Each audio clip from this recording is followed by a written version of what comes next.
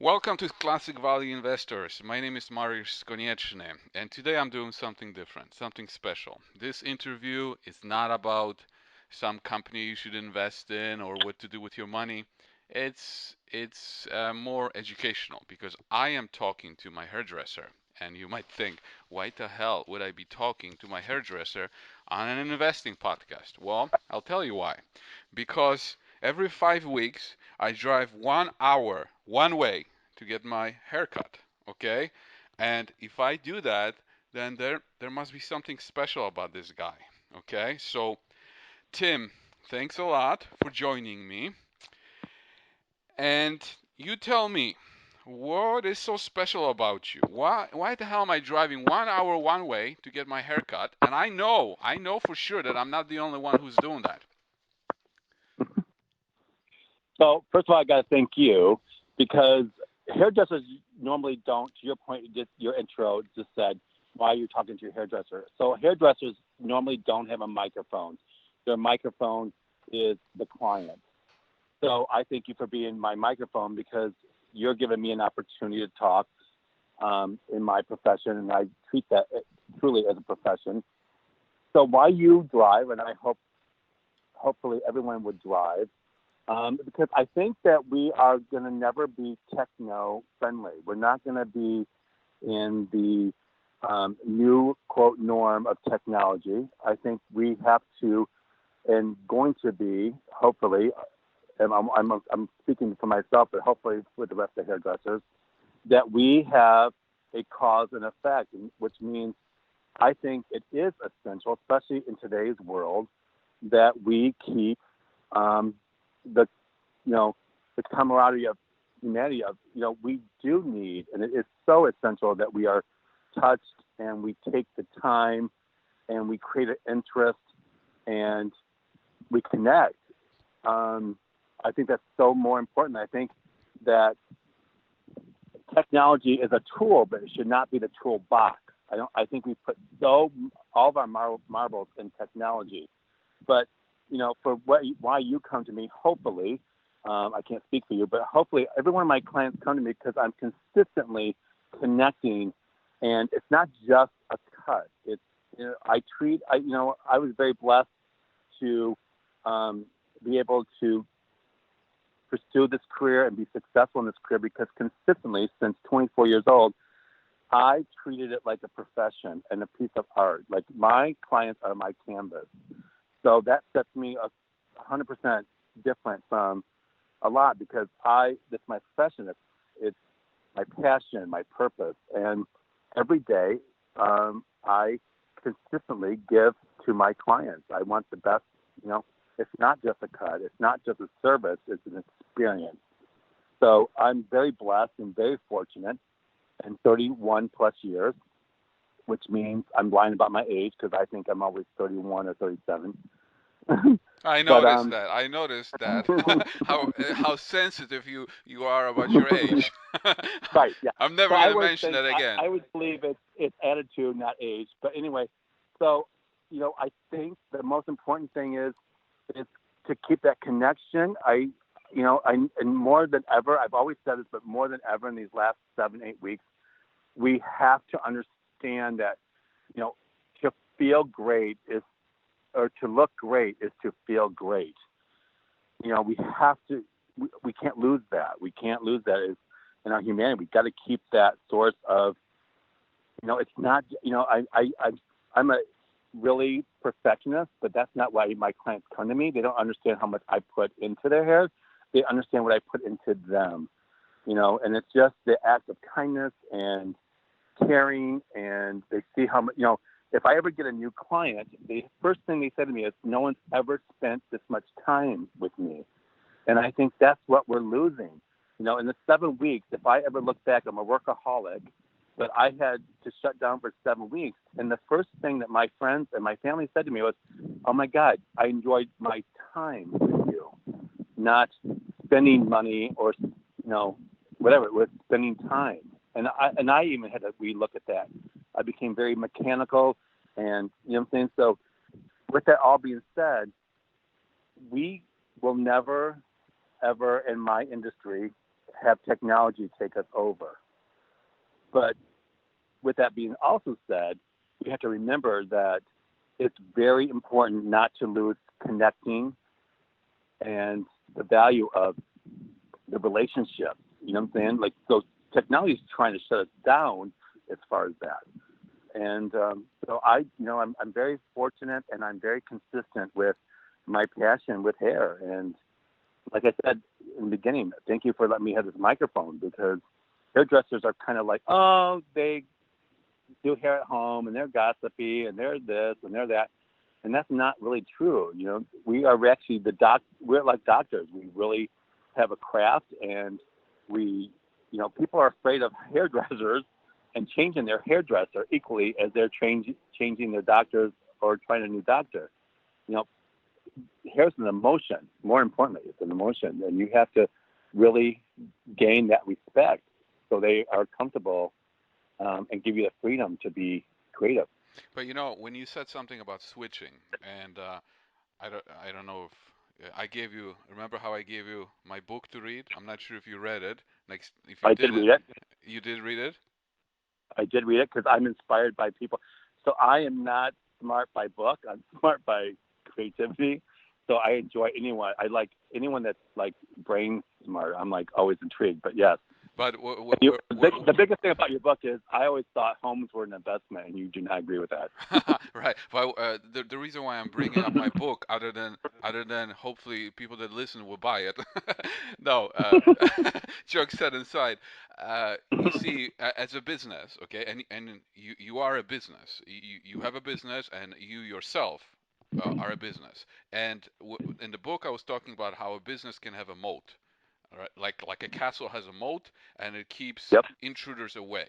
Okay, so a business that has a moat can charge a little bit more, a premium, and it can earn better returns on investment or capital or equity.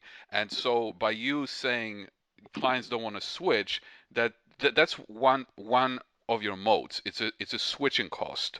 Um, and so you are just like a bank has a switching cost. You don't want to change your bank account because of various reasons. You don't want to change the hairdresser. But also, Right. in addition to switching costs, it's you also have your personal brand, right? Like Coca-Cola has a brand. You, Tim Taylor, you have a brand that you've established, and people talk about you.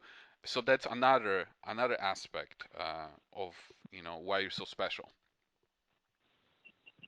So my moat would be like there's no value, unfortunately, with the majority of people. They think a cut is a cut, but then they bitch. Pardon my French, but they bitch about that cut. Well, if they invested, like I love about your book, if they invested and did not look at the value of the dollar, but value of the design and what their experience is, because so many people think it's naturally okay to say, oh, it's just a cut. I'll go somewhere else or I'll go back, but it's just a cut. I didn't like it. You know what I'm saying? So Well, that's right. I I mean, that's right, and yeah, that. I mean, I'm a guy. That's how I used to do it. Just go to supercuts, and every time I would come home, my girlfriend would be like, "You look like shit," and I would right. try someone else. Well, you still look like shit. And then finally, when I came to you, she stopped complaining. So there's like a double switching costs for me. Right. Well, now you are the shit because you get your haircut by me, and your girlfriend is 100% correct in the value of why you keep spending 10, 15, $20 and going back every time to fix that 10, 15, $20 when you can actually pay a little bit more but get a lot more. Yeah, that's A right. little bit more for a lot more. But Yeah, you're but saying so. go But ahead. I I'm I just don't, saying like yeah, I so don't we have even. to put that my mode is like to place the experience, not the service. If you get the experience and if you look at the whole big picture to why you earlier just said why you drive an hour and everything, I want everyone, you and everyone else. I invest But look, it just is. like a bank, just like when you invest in your, the economy and everything. I'm an investment. I want you to invest in me. I want to be consistent. I want to place value.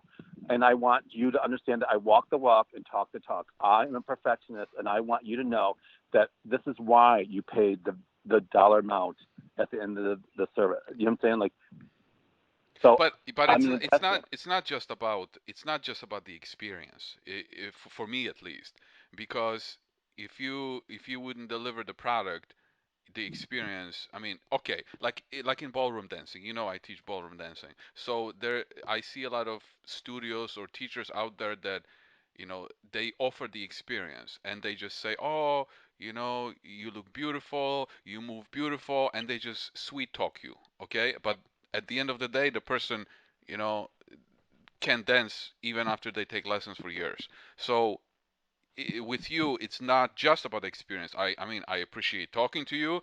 Uh, you, you know, you spend an hour with me, and then at the end of it, you even I get a little bit of a massage. But the cut is great. That's the thing, you know. Right. Well, the best tip for me from you is, and from my clients is, it was when you look at me and go, I look great. I feel and look great. You know what I'm saying? That's my tip. Because you have to understand, the majority of people think hairdressers are just a performance. I'm going to go in and I'm going to go out. I'm going to bitch or I may not bitch. I may like it or may not like it. You know what I'm saying? And my confirmation is always is a great haircut, especially in this pandemic, in 7 8 weeks. I said to my clients, this is my truth and my serum. A great haircut grows out great. It may be longer, but it grows out great. A bad haircut looks bad, and then you start freaking out because you're like, I look like shit. Yeah. So talking about this coronavirus, Yeah. how has this affected your business at the beginning, and like how is it now? Okay. So I have always been blessed. And I opened my business at 24 years old. So when you open a business at 24 years old, you don't open a business based on fear. You base it on passion, and you base it on your own strength. I wanted to do that. I didn't want to listen to anyone else. I wanted to listen to me, and I did that at 24 years old. So at my age now, and 31 years later, I found fear in my business. I was shut down by a situation, not by me. So how it affected, and I am the business. So not only is it my business, it's my livelihood personally and professionally. So with that being said, I didn't know how. I don't take vacations and I don't take personal days. I am driven because I am passionate, and I never go to work. I go to create. So I was very blessed. So when this situation happened, I was like, oh my God, what do I do? Like I work 6 days a week. I work every day and night. I'm okay with all that. So now what do I do? Did So you turn, positive is what positive does. So I'm never a woe is me. I'm always a wow is me. So I just did what successful people do, and people that are, make things happen. I make things happen, and I'm blessed. So many clients reached out. That's a positive for social media. Everyone reached out. A lot of people reached out for me, and I just switched my creativity to other things. I became more like human as far as I worked on myself. I worked on my yard. I worked on my mom's yard. I got creative in different ways. And I just kept thinking, this too shall pass, and you're going to make the best of this because, when you're successful, you do successful things. And as soon as we were open, it was like a blessing. There was a norm. It was our norm immediately. We were busy. We were booked. People called. And the biggest thing, and this is why I don't understand the definition of essential. Every single person said, I felt like shit. I didn't look good. I didn't feel good. I needed you. I was so excited to get back in with you or your salon. Your salon makes me feel good. You're the only person that hugs me. You're the one. I can't wait to spend time with you because da da da. And I think that's the definition of essential. Unfortunately, this is a new norm and we have a new world. But those were confirmation of what I did right for 31 years. They were looking forward to a positive place, and they were looking forward to be. I can't hug them yet, but I'm a hugger, and I so. But with that being said, I still give them a virtual hug. But the confirmation was every single person said I needed, not wanted, and I was so looking forward to, not, just I needed a haircut. You know what I'm saying? It wasn't about desperation. It was about I needed to feel good about me. I needed to be in a positive place. I needed to hear positivity. I needed to feel good. And I'm telling you, I swear to you, I've seen it over and over again. To look and feel good is one. If you don't like your hair, you're not going to feel good no matter what your outfit looks like that day. You're not going to. It's so interesting, but hair is such an emotion, and I was so profound about when we opened last week. I was like, oh my God, this is what I'm doing this for, and this is why I wanted to hear. You know what I'm saying? I didn't want to hear like, oh, I just need a haircut. Can you do it? Because I'm not that kind of person, and that's not our kind of place and our energy or atmosphere. It was So interesting. go ahead. It was interesting because um, I come to you every 5 weeks, and 5 weeks ago when I came, I was the only one at the salon. It was like Right. ghost town, right? Right. Everyone was canceling. Everyone was afraid to come, and I still came. And then a couple days ago when I came, I mean, your salon was like, oh my God, like you guys were busy, like like at the peak. Yes. Yes. It was so rewarding. It was so confirmation of, we have to get back to the humanity of what we're about. We want to feel good about ourselves. We want that physical touch of a hug or taking the time. I get it. Like I said earlier, I get technology, right? So I'm old school, but I get technology. But let's not flood ourselves out with technology. Let's keep the basis of being kind and being nurturing. And this I really am profound about my business because it's my craft, and not more importantly, it's my reputation. And I was there. I was confirmed that we're doing the right thing. No, this is a new norm for everybody. No one knows what we don't know these last 7, 8 weeks. But what I do know is people really want to be needed and time spent and service and a great cut. And what I'm saying, if I ever get a new client, the first thing they say is, no one's ever spent this much time with me. And I think that's pretty valid. We got to still, waste time, like in your book. I like you know what I'm saying? Like you give your craft and you make it so easy for people like me, and there's many people like me, that, we're almost afraid of introducing ourselves to, hairdressers. I don't, because this is what we're talking about, because that's what I do.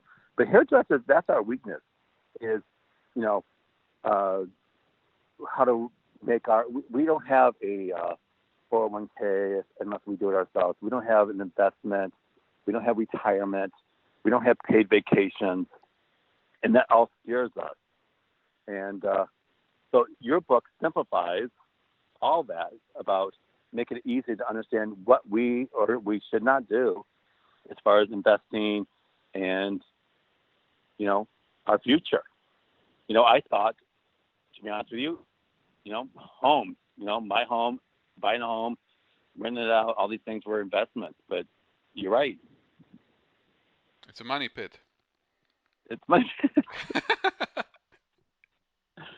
But you know what? I'm not kidding you, because like I owned two houses, and I'm thinking, I'll rent this out later, and I'll do this later, and I'm thinking, this is my investment. This is my, and you're right, and I agree with that. But you made it easy for me to understand that, amongst other things, because you got to make sure that none of us are all book smart.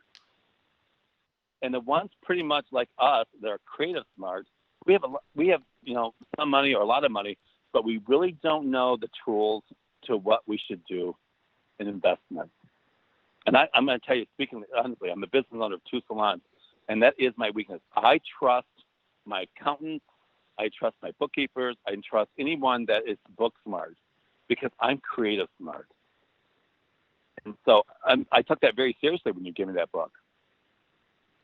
Yeah, I don't think you're alone in this. I think No, a lot of business owners are like this. They know their craft. They have their specialty, and they outsource a lot of other things. You see, I um, I know how to do a lot of different things. Like I do my own taxes, I fix my own car, I do rehab around the house. But I do this because I never had when I was younger. I never had the money to pay anyone to do anything, so I had to learn everything how to do by myself. right, correct. Well, we don't know. No one tells us that. You know what I'm saying? We don't Yeah, know. You know what I'm saying? And a small business owners spend money. We have to spend money for this. We have to spend money for that. But no one says how to save money. How to do this, how to do this. It's almost like, oh, hairdressers. Again, we're speaking on this topic of hairdressers. Oh, hairdressers spend money. Well, we actually don't. We just don't know what to ask and what to do. yeah, that's right. Another thing that besides the hair business that I wanted to talk to you about is that I don't know how many people know about this, but you're also involved in pageants. Correct. Let's talk about that because of you, I'm also involved in pageants. For those of you Correct. that don't know, I was asked by Tim to be one of the judges at a pageant, and my girlfriend was laughing. She's like, "Why is he asking you? What is it that you know about pageant?" Well, I mean, I do because I'm a dancer, so I know it's beautiful. So I get that. But yeah, so let's talk about pageants a little bit. You're a coach, right? Sure, yeah. So I got invested in pageants because hairdressers um, assume that you should do pageants because pageants are hair and you want to be pretty and you want to do hair. So I, It, as a it, you know, this, hairdresser, let me just stop here. This is yeah, like saying, you're a dancer, therefore you know every dance style. correct, correct. Yeah. So I started with the investment part of it. So I gave scholarship money as a salon, and that's how I started. So I was a volunteer, and then I started donating, and that's how I got started. And then I really looked at it, and I'm fortunate that again at a young age I opened my business, and I'm always inspired. I feel like we give up on youth, and so I don't want to give up on youth. I want to give to youth and let them know what their worth is or what they could do. So I started doing a counseling of pageants and coaching pageants, and then I got really into it. Like, oh my God, like you make a difference. Like you're just reassuring and giving insurance to these youth that don't know the value and the valuability they have in this world. And they look at you like deers in the headlight going, wait, no one's ever told me that. We always say, oh, they're introverted and they don't talk and they all this. So anyway, long story short, I got into pageants and got really into pageants and built a coaching company and started coaching. And I don't coach to change. I coach to introduce what they're actually not knowing that they have and give them that confidence. So I don't like the negativity of pageants where, oh God, especially in today's world, oh my God, it's so feminist and women shouldn't do this and blah, blah, blah. Actually, women should do that and men should do that. And my program, men and women both do it. And it's a scholarship value. And it's all about reassuring what they're not going to do now, but what they're going to do in the future, which is strengthen their interview skills, strengthen their confidence, connect, get out of their small town and go into 24 other communities, all that. So, and it's a value purpose, and that's why I had you actually judge, because you have the value of dance, and you also, as an instructor, and worked hard on yourself. Hence, they're doing that. You know what to look for, and I don't like the word judge, but I like the word giving them a critique and building their confidence. And you're very valuable with that. So I ask you that. And next season, I'm going to ask your girlfriend. But I play people that have the importance of looking at other people and giving them strength. I mean, so yes, you were a judge, and yes, you changed people's lives. But most importantly, I wanted you to do that because you work hard on you to get where you are as a dancer. I want them to work so hard on themselves to get where they win that competition. So I look at things differently in pageantry, or otherwise I wouldn't. I don't like win lose. I like you're all a winner, and let's work on how you can be a winner. I want every girl or every boy to walk off that stage going, different day, different judge, but I did everything I could do to make this happen, and it didn't happen. It wasn't my time. I have a different thing that's meant to be. So yeah, and you were really good because we always get judges' feedback, and your exact words were, she needs to work on being stronger in her walk. She needs to put her back, straighter. Da da da. So I think that pageantry, to your question, is long term. You're going to interview, so you're going to interview. You're going to present yourself. You're going to be uncomfortable. You're going to talk in front of strangers. You're going to, talk about this for the rest of your life. So this is like an old school versus new school, where we want you to talk versus text. We want you to be confident versus hide behind your technology. And I think that nowadays, because of technology and the way we live, um, you know, we don't young people don't necessarily have those skills. They don't develop them No, the way we did no, before. And uh, when you asked me first to do it, my first impression, and I told you this, my impression of pageants was like, what a waste of time. Why are they even doing this, right, right? Because I'm right, focused like, oh, as a dancer, I at least, train my body how to move it, and all you guys do is walk around in circles and smile. And then when I got there, I was like, wow, this is very useful. They work on their interviewing skills, which obviously they need to get a job or yep, to get hired or to do presentations. So that's a fantastic skill. And then even walking on the stage, how they carry themselves, shoulders up, shoulders down, chin up, whatever. You can see when someone has confidence and when someone doesn't. So if they develop those skills, whether they win or lose, it doesn't matter. If they develop those skills, they have such an advantage over everyone else that's competing against them in the right, real world. right. Well, what I respect about you and how I um, love about your dancing is every time you tell me a story. So you work hard on you. You work hard on your successes. You work hard on your flaws. You work hard on you as a dancer, and then you get your rewards, or you learn and you keep growing. So to know is to grow, and to anything, dance or pageantry or anything. Today's world doesn't teach us, corrective criticism. We can't tell people the truth. We have to condition everything and rethink everything. And it just kind of dumbed down us as a stronger character.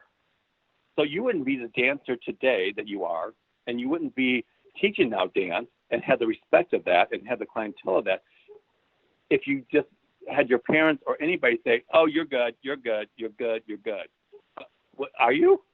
But you personally pursued all that struggle and strategies to make you, and you work hard on yourself. You work on, I love and appreciate every conversation we have because it's always a story. You have a story. And in today's world, we don't have stories. Our parents made it happen. Our parents told us we were good. Our parents said, okay. You know what I'm saying? No one really puts the time and energy in that success, their own story. We don't have stories anymore. We don't have conversations anymore. What's the definition of passion? They don't know. You know what I'm saying? But I'm so intrigued by you because you have done, between writing books and being a successful dancer, and the whole thing with everything with you is a story, because a story means that you worked for something. You learned, to know is to grow. So you and I, we went through the hardships. We went through the struggles. Everything that was weak made us stronger. If it didn't make you stronger, then you were weak and then you gave up. And saying, I'm very successful to be a 31 plus year salon owner of two salons because I never gave up. I learned from everything. My biggest thing people say to me, oh, she quit. Why'd she quit? Or, oh, this happened. Oh my God, don't you feel mad? Aren't you mad? Aren't you? No. I respect and accept people's time. It's not about what they do for me. It's what they gave me. So if they stay with me for a day, a month, or 10 years, thank you for that. I learned from that. I hope you learn from that. So for your point earlier, there's no story. Everything's a gift. And then you're like, okay, well, she really didn't deserve that, or he didn't really deserve that. But okay, that you can do nothing and everyone can. You could do nothing, and I could do everything. And at the end of the day, we're both getting the same thing. That should not be the message. Interesting. Mm-hmm. Yeah. So We don't. If you talk, we don't talk. You tell a story. I tell a story. You and I are both telling our stories right now, and what a amazing thing that is. But our stories are because of our journey, yeah, that's not right. because. Yeah. Every time I do your hair, you tell me a story, and I'm so freaking intrigued because story tells me everything, not something. In today's world, unfortunately, it's my parents knew somebody and they gave me that job. Well, my parents felt sorry for me, so they did this, and blah blah blah blah. We can go on and on because we all know this, but there's no story. Yeah, interesting. When you coach these girls, because it's mostly girls. I know there's some guys that do it, but mostly Yeah, girls, and yeah. they're teenagers, okay? And when I teach ballroom dancing, I also mostly teach ladies because Okay, they want to. not to interrupt you, but I interrupt you, so I'll forget this. I'll give you a prime example. Here's what's disappointing. So, talking about pantry, Miss America won by putting two chemicals in a science project on the Miss America stage, and she won because this is the new norm because we can't hurt anyone's feelings. But she won by doing a science project, which was okay. It is what it is. But when you are a dancer or a piano player or a singer, you start at 2 years old and you put a lot of time and you put a lot of energy. And more importantly, you put a lot of purpose and passion in that. So it's very hard in today's world where everyone gets a blue ribbon to go, I worked so hard on my craft. I am so passionate about piano or dance or singing. And now in today's world, because we can't hurt anyone's feelings and can't say anything, a girl that's a science girl put two chemicals in a vase and it foamed up and she won. A pageant. She won a A pageant. pageant. She What won does Miss this have America. to do with a pageant? Correct. I mean, pageant is Now, supposed to be but about now, beauty. but the new norm now is you got to be so cautious and careful. So, what does that mean? What does that mean to her actually? You know what I'm saying? Because what does that mean to the girl that was next to her going, "Oh my God, I worked so hard on this, and you just poured two chemicals in a vase and it foamed up." Okay, but anyway, so that's where we have to question everything. Like, you know, what I'm saying, like, same thing I question is why do hairdressers work out of their home? I think that just depreciates and disrespects our craft, our professionalism. You know what I'm saying? I think we as an individual have to look inside ourselves and why do hairdressers have this whole you know reputation of, oh, they're just hairdressers. It's because we go home and do it out of our home. and we, don't further our education, and we don't treat it like art, and we don't work hard on ourselves, and we don't, you know, take the time versus the money, and we don't hone in on, every day growing to know better, all these things. So that's disappointing with me. This is, earlier talking about pageantry. It's the same thing. It's disappointing that if you don't work on something, you shouldn't really get something. There's no reward for that. Work on something. Make sure that and it's not even about the end of the story being rewarded by money or by a crown. At the end of the day, you should say, I want my own worth. Look what I did. I put a lot of time, energy, and effort in this. Look what I did. I didn't win, and I didn't make this much money. But at the end of the day, look what I did versus look what I didn't do. And I still won, or I still am doing hair. Well, it seems to You know, me that's it. that and it's the same in dancing.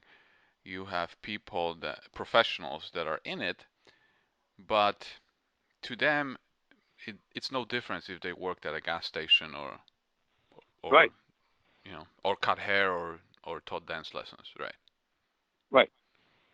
I mean, in this pandemic, I was very stressful and very distraught because I had no control.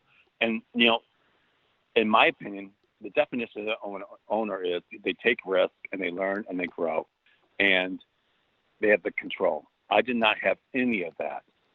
The Right, country right. shut us down. The The politician country shut.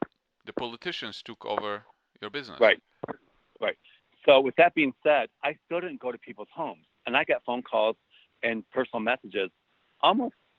I wouldn't say daily, but so let's go weekly. And I wouldn't do that because I knew that if I went to their home, I became disrespected as a profession. It would have been more personal than professional. And I have never done people, what I'm saying, at home. I I got to keep. I didn't get into this industry based on anything other than I want this to be a professional. I want us all to be professional. I want us to go all beyond beauty college because beauty college does not teach you. I'm going to say this one more time because I'm very profound about it. Beauty college does not teach you the success and craft and art of hairdressing. It's a state board regulation that teaches you one thing. It's regulated, and that's all they care about. They don't care about anything about the arts. They don't care about successes. They don't care about taking the time. They're like, in out, making money. Do one haircut one way, and they don't care. Go past state board, and then you're on your own. And unfortunately, the majority of hairdressers don't go past that. They don't further and put money investment in their craft. It's, you know what? I'm a hairdresser now. I got my license, and I'm doing hair. Wow. Well, not really. Okay. So what did you do yourself after you finished your beauty college? So, so How my did you? first day, so I was a restaurant manager, and I have a associate's degree in hospitality management. So I have always wanted to do hair. I did my family's hair. My grandmas were very more than kind. They let me pull their hair. Probably had a headache because I kept playing with their hair, but they were my grandmas, so they tolerated it and go okay. Um, I got in trouble all my entire youth for cutting my doll's hair, my sister's doll's hair. I could not leave it alone. Um, I had a natural act and a knack of cutting hair. I knew that was my passion. Um, Interesting enough, when I was born, my mom told me that my grandma said, "Oh my God, look at his long fingers. He's going to do something with his fingers and hands." And I sure enough did. So, I mean, that's a little personal thing, but yeah, but I love it, and that was one of my things I hold to. But anyway, um, you have to. What was I? My let's off my conversation with that. What was it? What Well, was I talking? I asked you how you developed yourself after the beauty college. Oh yeah, yeah. So I didn't. My first day at beauty college, I was like, I thought it was in LA. I thought it was like fashion runway. I thought it was like, glitz and glamour. And I walked in my first day of beauty college and went, oh my God, what am I doing? So it was perms and blue haired ladies and all this things. I thought I wanted this to be the arts and this glamour and this glitz and this Hollywood. Oh no, it was complete opposite. So I had, like I talked about earlier, I had two choices: get out or get it, and I got it. And I turned my little 70 and 80 and 90-year-old ladies that have never been introduced to color or anything other than perm rods and curling irons.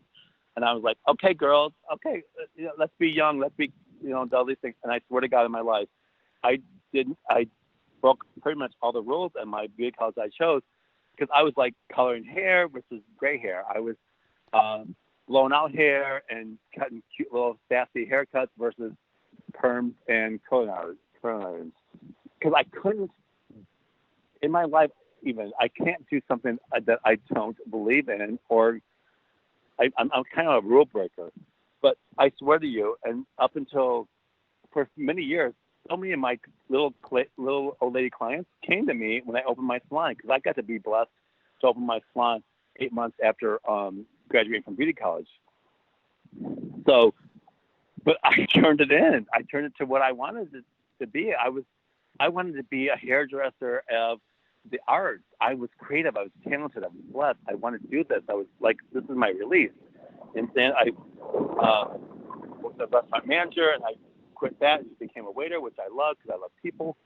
But I took it upon myself to change that definition of this is what you do. No, that's not what you want to do. And it's so interesting and so important. These women were in their 75 to 85, 90-ish range. And no one, this is what I learned from that. And I still am talking about this 32 years ago. They never were told to do anything different. They were never told to do anything different.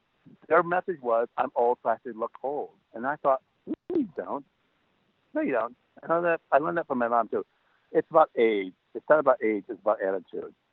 And to this day, I have about 25% of, or more, sorry, whatever, percent of clients that are 70 plus old, and they are fresh.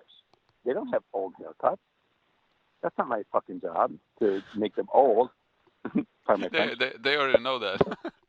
Yeah, it's not my job. I make them, and they said, oh my God, everyone thinks that because I'm whatever age, I should have this haircut. No, you don't. And I'm telling you right now, to this day, all my clients that are 50 and older do not have old haircuts. I promise you that. Now, you correct me if I'm wrong. You mostly or only you only do short hair, right? I do. I consider I love doing short hair, and I do mostly short hair. To your question, because that's my creativity. I feel like you express your creativity with short hair, because I feel like with short hair people don't do it right, and it looks. And I'm not judging, but if I do short hair, I want it to be soft and sexy and sassy. I don't want it to be masculine. I'm not judging masculinity, so don't But I just, in my opinion, when I do short hair, one, it shows my creativity. Two, I'm really good at it. Three, I take the time for it. And four, it does not look like a man haircut. But I do. I'm really. My name is not my middle name is not Bob, but I always call myself Tim Bob because I'm really known for my bobs. Because you got to take a lot of time and energy for bobs, and it's precise and precision. So I'm really known for my bobs. Okay. But because my parents are from the South, I go, I'm Tim Bob because I do really good bobs, and they like it. Yeah. Oh, here I just thought about it. Okay, by making these older ladies having a younger haircut, you're it's almost like you're turning them into movie stars or something, right? Right. Well, it gives them this wow. Like seriously, I swear to you, my clients are like, wait, everyone tells me I should have this haircut because I'm this age. Bullshit. I mean, if you're energetic, and all this energy, no, don't be something you don't want to be. Like, just saying. Remember, not age, attitude.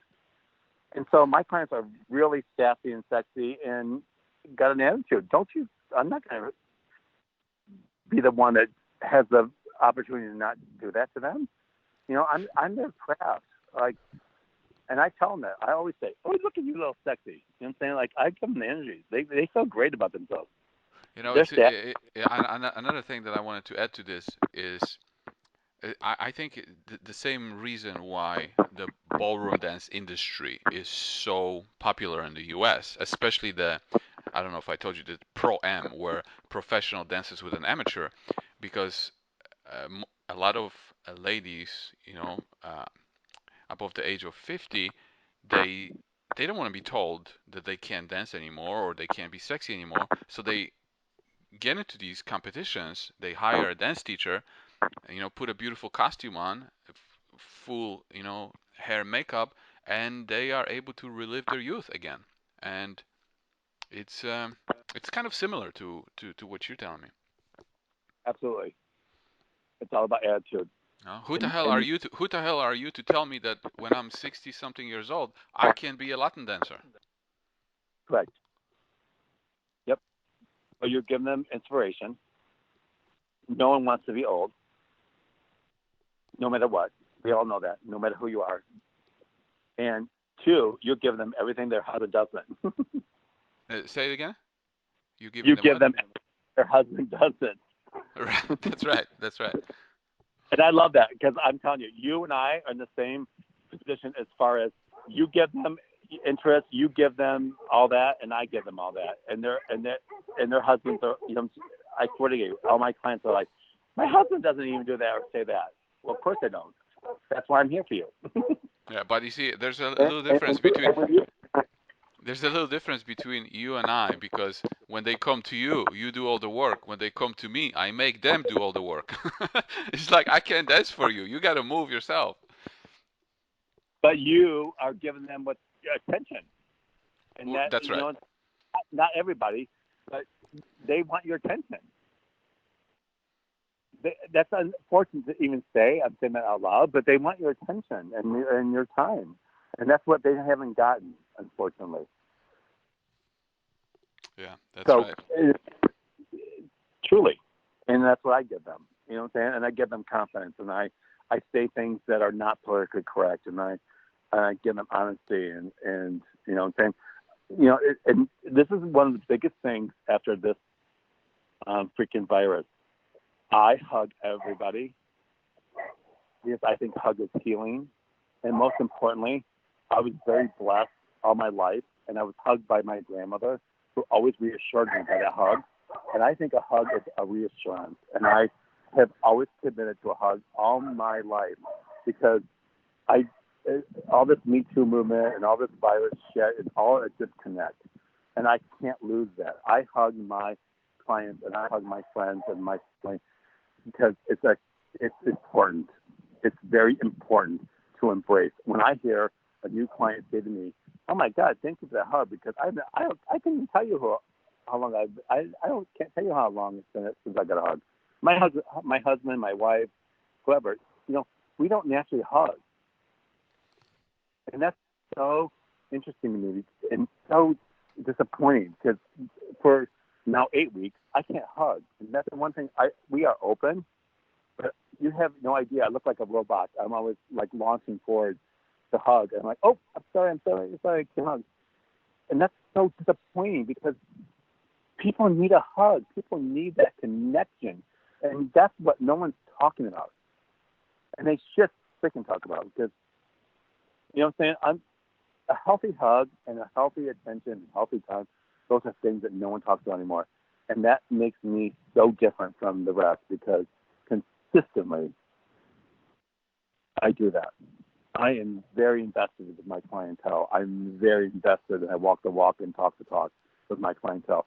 I do not sell them short and I'm not dishonest with them. And that's the value in of all time, this time, it's interesting how people really need that. And I don't know. I don't know what that means to the world, but it means everything to me and my clients too. Because like I said earlier, when they called, they were like, "I'm so excited. I'm so ready. I so need, you know what I'm saying? So that's essential to me. I Yeah. think, no matter how technology surfaces, and no matter how technology rises in this country, we will not talk about, but we know that attention and filling someone's needs and taking the time is important. No one knows how much I spent on their hair. They only know when they leave how much I spent on them. I worked very hard on perfection. I worked very hard on shape versus a cut, but they don't know that. What they know is I've hugged them. I've spent time with them. I've talked to them. I remember stories. I tell them, I'm like, oh my God, how'd your granddaughter do on that test? And like, how'd you remember that? It was 6 weeks ago. Because I care. You know, my dad always said, you only remember what you care about. If you don't care, you won't remember. And it's so true. If you don't care about something, you're not going to remember. You're not going to remember because you don't care. I care. I care about every one of my clients consistently. And it's so funny how many times people say, how do you remember that? I remember it because I care. I listen. Yeah. Interesting. You see, it's the hug. It's the hug that makes me keep coming back. You hug. I don't think I hug you. Yeah. I'm so impressed by in your genius. To be honest with you, I love your stories. I love your background. I love everything. I mean, I listen so intently that I'm surprised you actually like your hair because it's probably not even because I'm always listening to you because I love stories. Like I talked about earlier, I always have a story. You know, my story is that I could not leave my sister's doll's hair alone, even, no matter how timeouts I had. Actually, I didn't get timeouts. I got spanked. But so You, we have a story, okay, and I love your considering that you love my stories, did you read my story from today that I told you about yesterday? His last I have, dance was my first dance. right, I did not, but I'm so impressed by that. Okay, so you got to read it. I'm not gonna spoil it here. Go to my Facebook, whatever I posted. His last dance was my first dance, literally. Well, I love your stories when you were in grade school back in your country and Well, all that. I mean, it, you were it always puts it. You see that story puts it all together, all the way from my childhood to now. right, right. I'm not like I'm gonna tell you, you always were breaking rules and the instigator. Yeah. So, all right. Let's. It was great talk. Let's wrap it up. Anything for the ending thoughts you wanted to add?